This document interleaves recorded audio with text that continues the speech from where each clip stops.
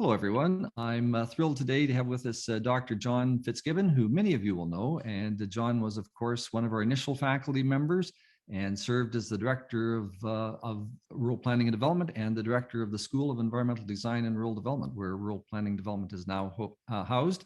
And just thrilled that you can join us today, John. How are you? I'm doing well. Being retired has pluses and minuses. I do miss the company of other folks from the apartment, but by and large, yeah, it was time. When you find that students who've are retiring ahead of you, there's a signal there. It's very subtle, but maybe it's time. Indeed. Well, it's now you've been retired for what, 2 or 3 years now, right? Something like that. Yeah, a little over 2 years. Yeah.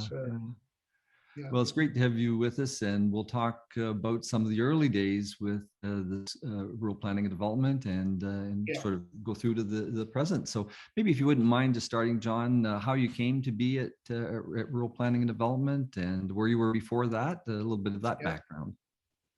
Okay.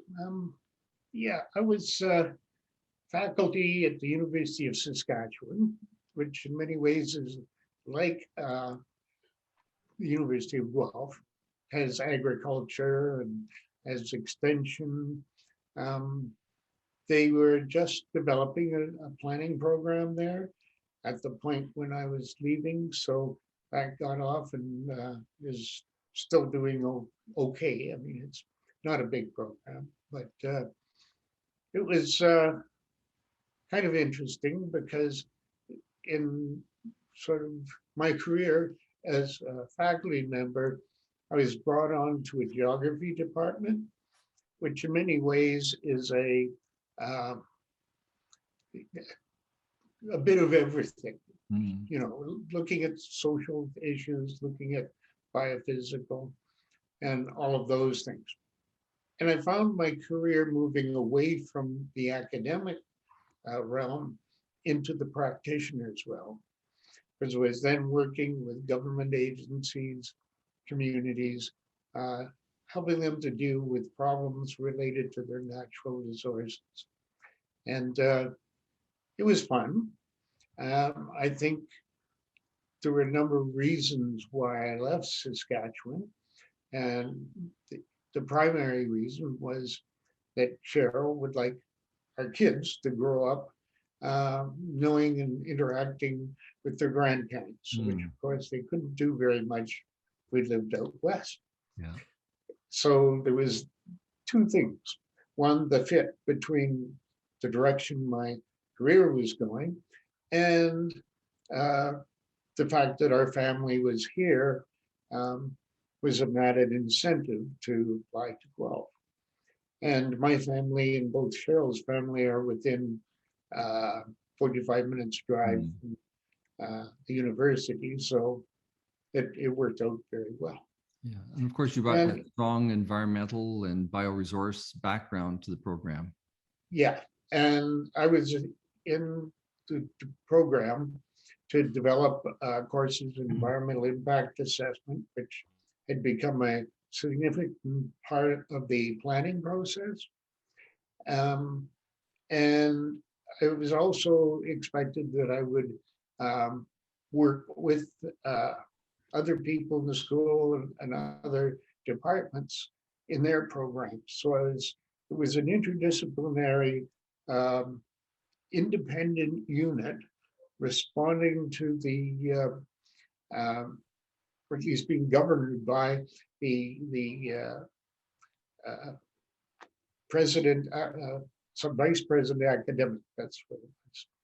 And he was extremely supportive. And the chair at the time, who was Mark Lapping, he was very keen and very energetic. And the school got off to a wonderful start. And of course, it was an extension and a further development of the Center for Resources Management that had existed really for, at least another 10 years prior to the school being formed. and it was an interdisciplinary academic unit, and a lot of the people involved in that eventually became involved in the school. So people like Jackie Wolf, uh, I guess, when I try and count up, there were two people in geography, and that was Jackie Wolf and Tony Fuller, and one person from Ag Ec, and I'm trying to remember names now. Stephen Rod, John? Stephen Rod, yeah, who did a environmental economics kind of thing in the planning program, and did the planning theory. And it was really quite good to have people from all over the university to be part of a unit which had very significant independence in terms of the direction it went. And I think that was also very attractive for me, because I eventually became involved with people in landscape architecture, people in agricultural economics other than Stephen. And so it gave that kind of freedom to move around, to do different things, to work with different people. Was it 1980 or 1981 that you arrived? I arrived in July of 1981. Okay, yeah. So it's pretty much the start of the school. And it was the first intake of students that following September, John? Yeah, we took 10 students in the first year, and now they're all out there practicing. There's some of the ones who retired. Yet we hear from several persons, one from who's practicing sort of natural resources, Aboriginal issues, is on the board, or at least has been on the board for the Professional Planners Association, OPPI. And certainly one of the other people who was very influential was Gary Davidson, who at the time was director of planning for Huron. Yeah. And of course, we had George Penfold, who had come from Huron planning, first sort of a part-time arrangement, then full-time faculty, and not unlike sort of process you followed coming into the school. Yeah. So I have this vision of you arriving in 1981, and there's new students coming in. It must have been both a confusing and exciting time. What were your first impressions when you sort of walked through the door, if I could ask that? Well, one of the things that I sort of picked up very early on is I found that Mark Lamping really had a lot of vision and a lot of understanding of the area, even though he had been coming from the US, from was it University of Vermont, one of their resource centers. Okay. And but he was very rapidly involved in OPPI and a number of other organizations. I think the other person who had a very significant effect on the program was, what was the name? He'd been Dean of Agriculture. Yes, I've had it mentioned, and the name of the Dean of Agriculture back in the day, it slips me too. Yeah, 1980. but he had been involved with the vice president academic in establishing the school at the university.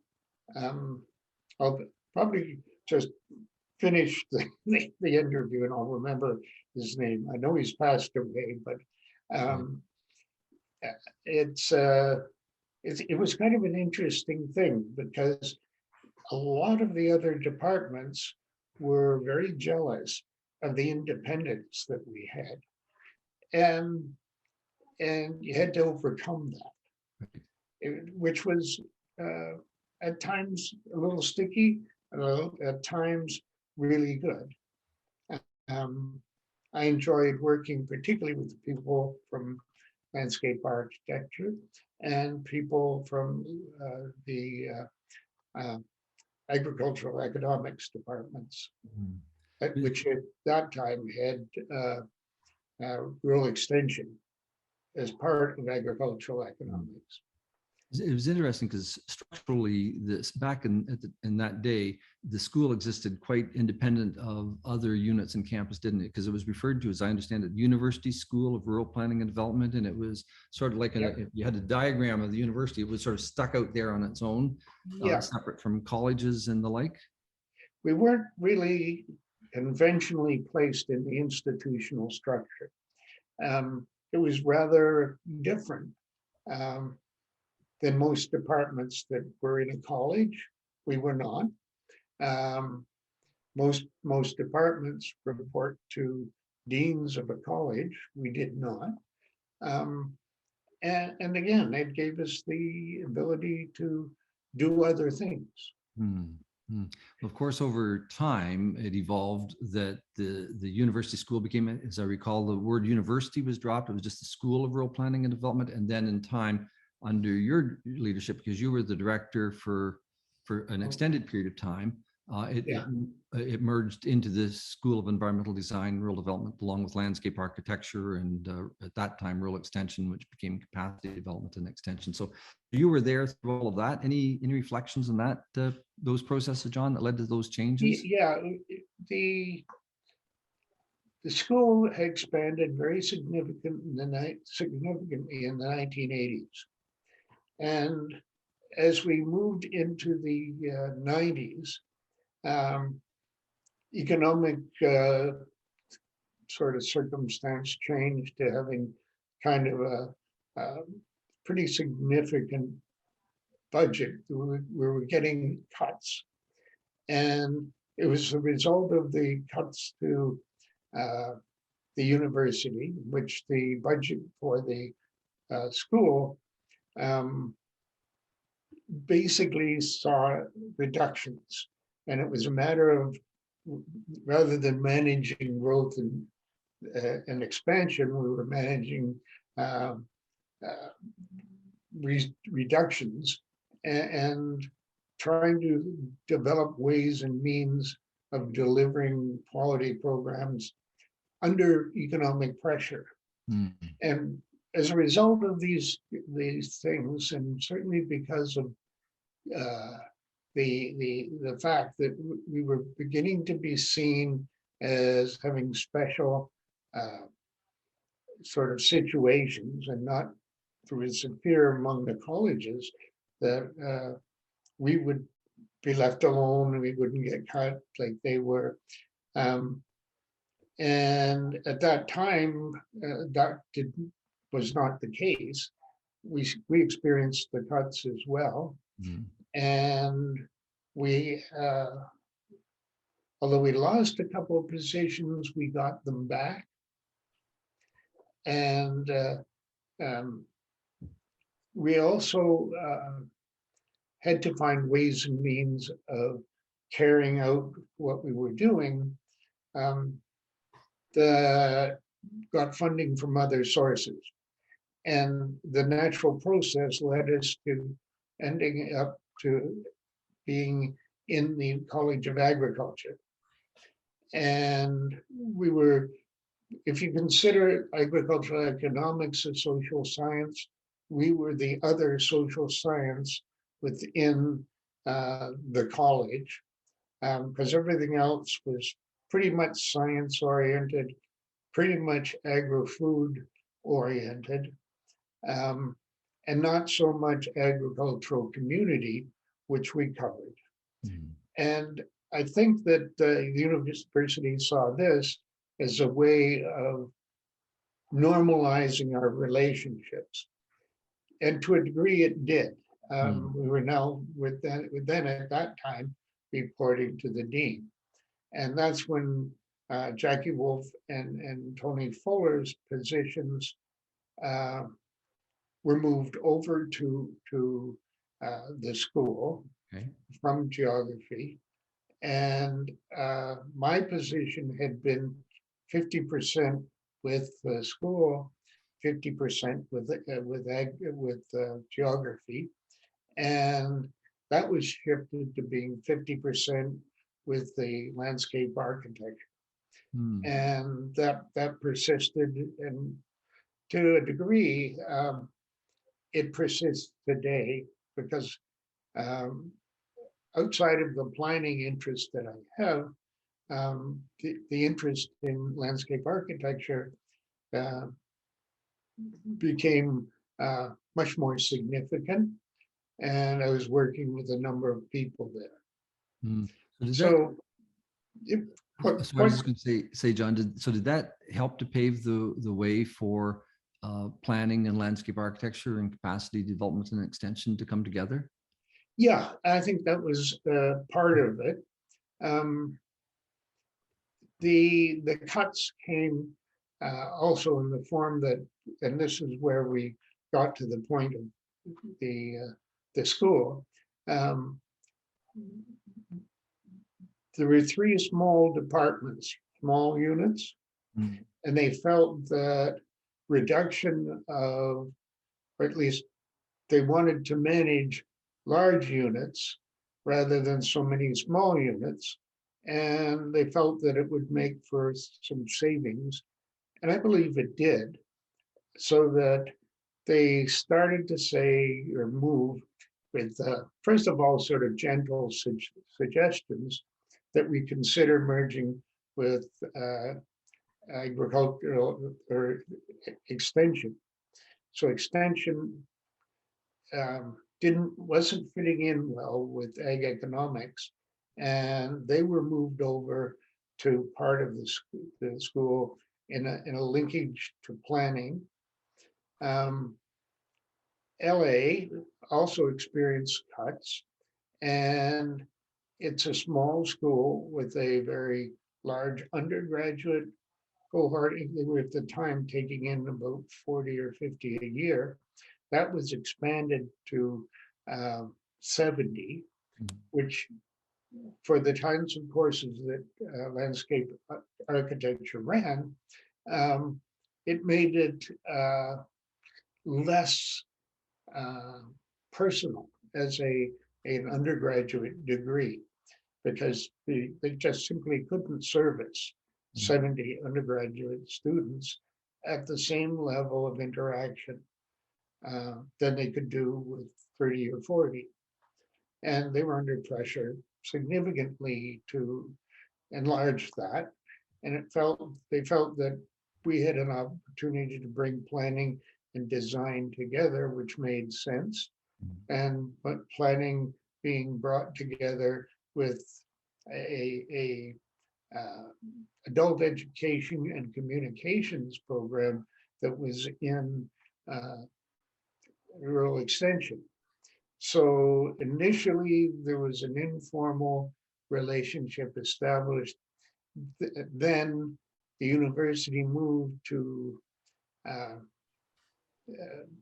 the position that you better figure out how you're going to merge and what that's going to be. And that became the university school, became the School of Rural Planning and Development, or the program of rural planning development was more in the School of Environmental Design and Rural Development within the College of Agriculture. So it was basically a negative support thing and a response to cuts that brought together for CEDRED. And initially there was a lot of opposition among the faculty to CEDRED, particularly in the sense that they were all losing their independence, or at least thought that was the case. So it was really important in that transition to retain the identity of the programs, So each of the programs became part of the school. And there's a director for each program. And as time went on, there was, to my mind, more interaction between those three units, which I think was a very positive thing. Indeed, and because it does cover a wide range of aspects of related processes that we have in development. Yeah, and I was just going to say I think the programs have retained that independence, which was valued back at that point in time, and I think still valued today in terms of accreditation and things of that nature. Yeah. So if we reflect on RPD now that it is 40 years that it's been up and running, and with graduates over that period of time, what do you think are some of the things that RPD has meant? And you can go wherever you want with that, whether it be to community or to individual students or other aspects of Ontario and Canada and internationally too. Yeah, I think one of the things that brought about was a greater emphasis on practice and the expansion of interest to all three programs to dealing with development globally. We are still predominantly oriented towards issues within Canada, but we have for the past, I would say, 25 years, had a continuing interest in international rural development. And a number of faculty, particularly Harry Cummings, I became involved in international practice. And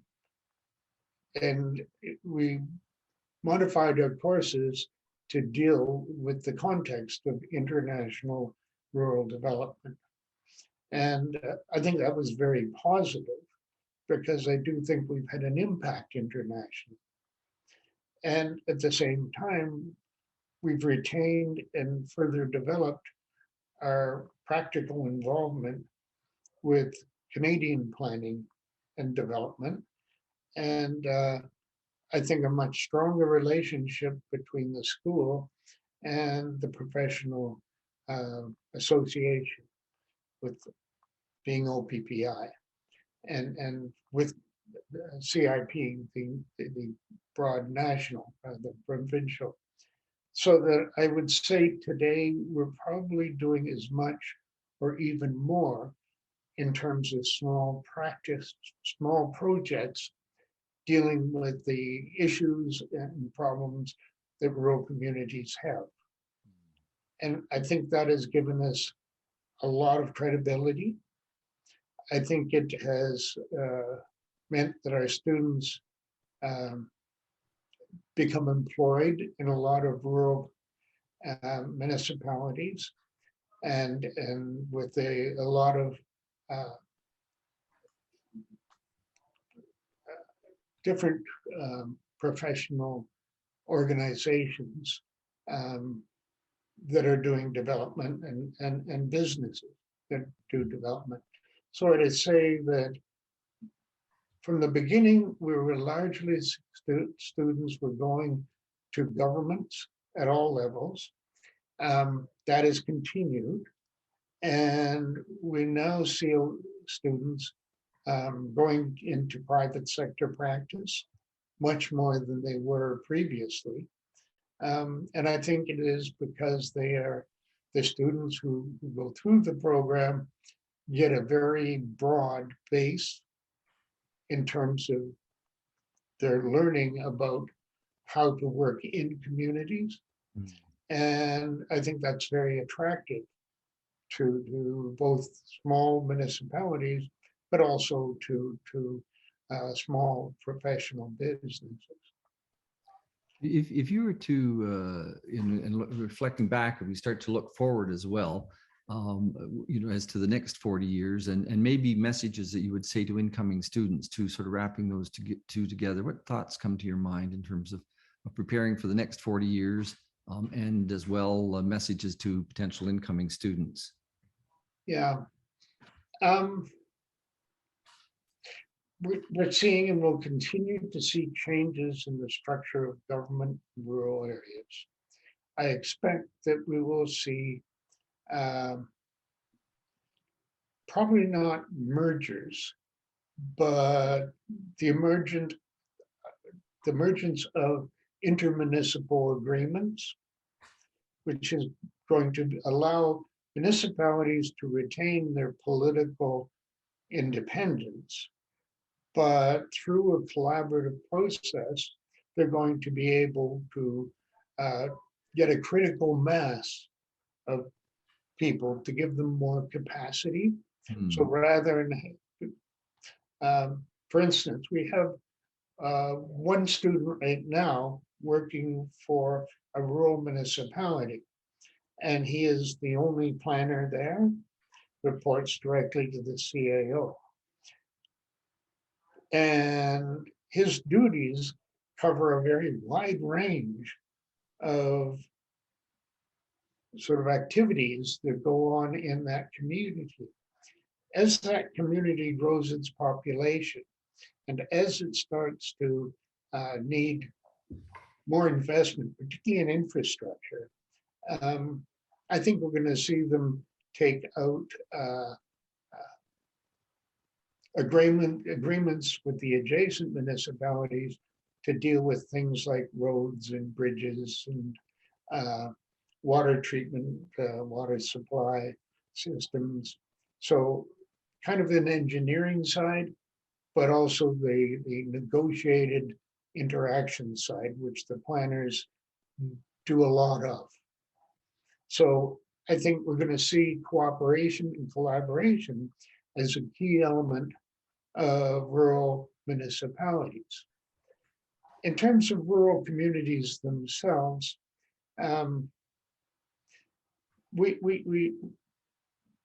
we see increasing emphasis on rural municipalities in terms of delivering a broad range of services that they haven't in the past.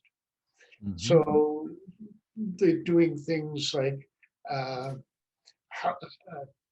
housing for seniors, things like that. I know like Guelph and Wellington have an agreement for a senior center.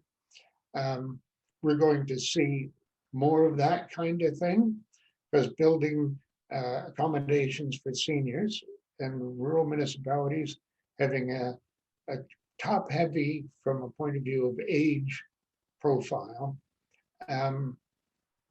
we're going to see them providing those services such as home care, such as centers for nursing centers, etc. We've seen a lot of municipalities lose local hospitals. And what we're going to see is managed probably, well, I take the example of Saugeen Shores, which I know pretty well, mm-hmm. and between the funding that they get for government for healthcare and a very significant donation base from the community, they retained and indeed developed their healthcare facilities. Other kinds of things that they are wrestling with is libraries. For instance, they tend to, rather than being full-time places where you can go to get books and to use the computers, etc., they're now reducing size, hours, etc., because municipalities don't see those things as important as, say, the healthcare thing or the infrastructure requirements. Those changes really have a huge impact on rural communities. Yes, indeed. And I think it's going to be local communities who support some of those services directly with at least matching funds from the province. That's very attractive to the province because they don't have to do anything with taxes. And taxation changes are never well met. No, indeed. No, it just gets me thinking of all of those services that municipalities provide and how we should anticipate changes. And for rural communities in that context, some will gain population, but there will be municipalities, if we look at the demographics, that will lose population and the trade-offs that will have to happen in terms of those municipal services. So those are certainly key things for the future. One thing that hasn't happened, and to a really significant degree, is the development of understands of planning and the role of planners in rural decline. We're not going to change that because as the people get older, as the younger people leave for employment, it's going to get to the point where, okay, so what do we retain? How do we retain it? Is there a means of doing keeping those things? And this is where intermunicipal collaboration comes in, right, so that the cost of some of these services might be spread over 3 or 4 municipalities with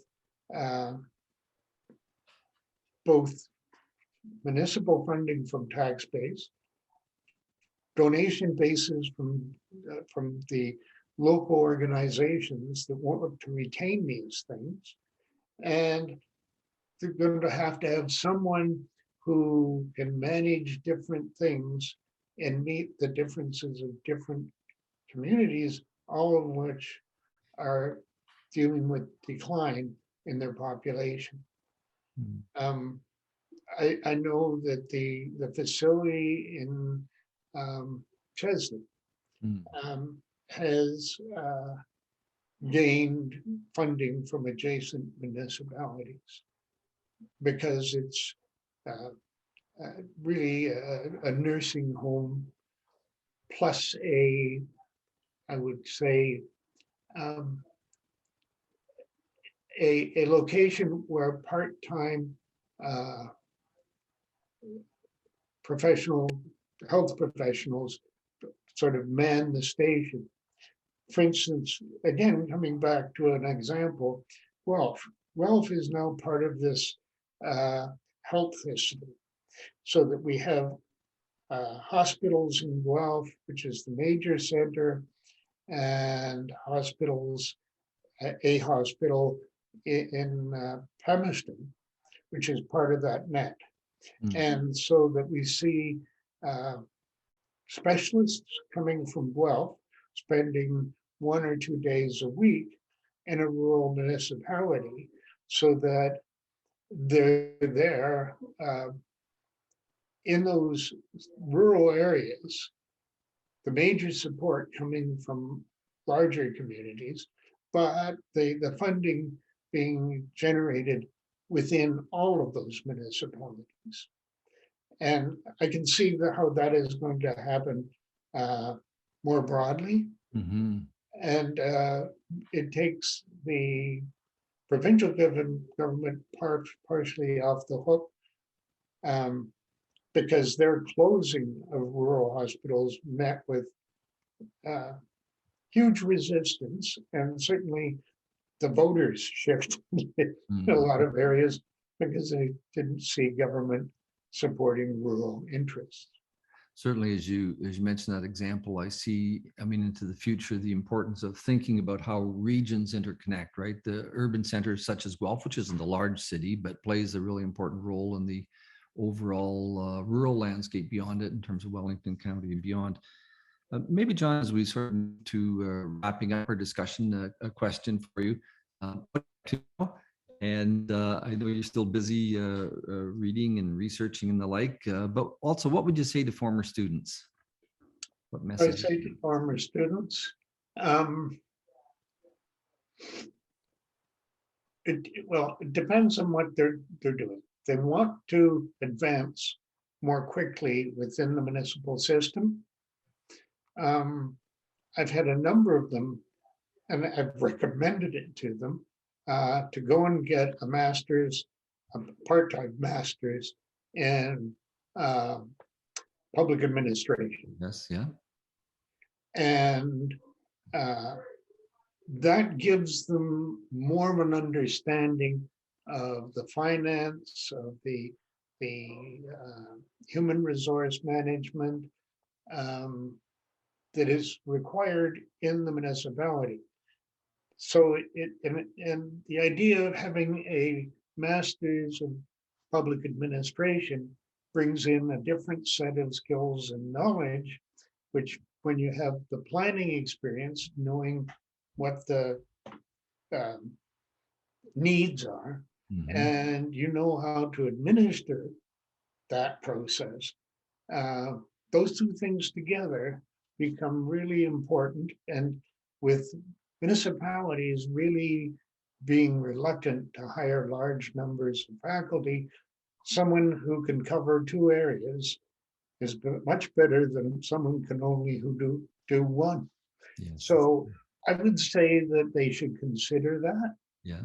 There are a number of good part-time public administration degrees, York, Western, yeah. Queens. We don't have one as such in Guelph, and the political science department here has only a very small amount of public administration within their degree. So you kind of have to go to these centers where they decided to, rather than putting in planning, they put in public administration. In some ways, what I'm hearing is this notion, it's about lifelong learning, isn't it? And it's for some people that will be an option for them, and for others it's conferences and commitments to making personal progression in one's own skill set. Yeah. And if you're looking for a package that can be gotten while you're still in practice, those part-time programs are very good. I like the Western program because it is almost exclusively taught by practitioners. Many of them also have planning degrees. So they bring in CAOs, et cetera, to do lectures, to do courses. And they have a very strong program. I've recommended it to a number of our students. They've done it and they found themselves moving up the ladder quite quickly in terms of their seniority, and certainly in terms of diversity of things that they're involved in. Yeah, it's interesting for me to see the number of folks who work in planning for a number of years, and particularly in smaller municipalities, and gravitate towards chief administrative officer roles in those municipalities and the like. Yeah. At a personal note, John, I know you're back and forth between Guelph and Southampton, and I'm sure spending time with your grandkids and things of that nature. Yeah, that's been one of the things that we wanted to, when we had wanted to have, in coming to Guelph, we wanted to have more contact with their families, yes, which has been really great. Yeah. Been involved in local organizations. So for the last, up until 2012, well, maybe 2018, I was chair of the Farm Environment Coalition. Now that has declined and doesn't have a real public involvement kind of thing, and that association and providing experience in terms of management is one thing that we have done very well, and that happens with several. Like Harry works with the evaluation organizations. Yourself have been strongly involved within OPPI. I've been involved with the agricultural organizations broadly, because OFAC was a multi-agency collaboration. It was not a legal entity, but it was an agreement to work together to provide solutions to issues that affected agriculture. So we were doing a lot of work on things like the environmental farm plan, which had become probably one of the leading farm self-evaluations for environment, and has been able to influence significantly provincial policy with respect to agriculture and environment. So, we have had very broad involvement. It's been really important that we do that. The school is well known in rural communities for the kinds of things that people do. And certainly we still have people come to us and say, well, can you help us out with this? Or we're going to have a recreation management program. So when Don was with us, he was having really one or two recreation studies of one sort and another going on. So those kinds of things are going to continue. One thing that I have sort of thought about from time to time was the issue of how communities can deal with things in a less formal way, yet still have it done. And it's led to my personal interest in collaboration as a process. And certainly the experience with the Environmental Farm Plan, the Ontario Farm Environment Coalition, in which we really, for instance, the province had a real concern with respect to animal manures and the impact on environment.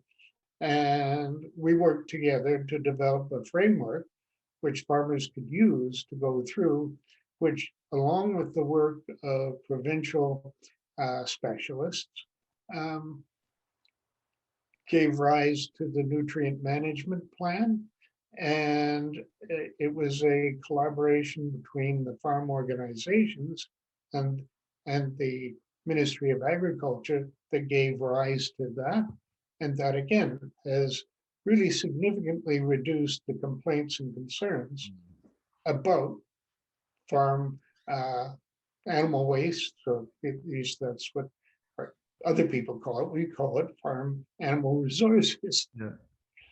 Well, I was saying, I think in many ways, John, that example captures so much about what the school is about, doesn't it? In terms of the outreach and the engagement with communities and the like, and just to acknowledge your role over the decades, really, in terms of contributing leadership, not only within the school, which you did so strongly, but also within the farm community, and just to acknowledge that contribution that you've made over time. Yeah, it was a lot of fun. Yeah. Yeah. Well, with that, I think we should move to, even though it'd be great to go on for hours, Yeah, as I know we could, but it's just been fantastic to hear those examples, and just to say how much for me, it's been a real pleasure to work with you over my career since joining the school those years ago, and being, the friendship and the mentorship that came from you, much appreciated. And I know your former students would all be joining with me to say a big thanks for the support and guidance and the generous support that you provided to so many students. So with that, I just want to say thanks, John. Anything in summary you'd like to offer? No, I think going forward, I think you have to kind of keep your eye on the needs of rural communities, because they are changing.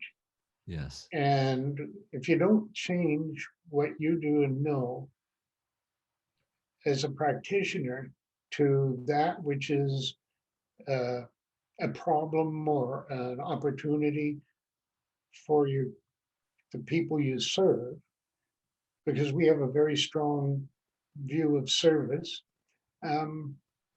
you lose a very significant piece of your relevance. So a degree program with a strong emphasis on practice, I think, is something that's going to be required. And it's going to have to be dynamic as we go forward, because things are experiencing so much change and rapid change out there in the communities. Well, with those final words of wisdom, John, just to offer a final thanks for your time with us today. And I know you look forward to hearing from former students and others as well. So that invitation's out there. And thanks again, John. And pleased to talk to you. All the best. Take care. Yeah, bye for now.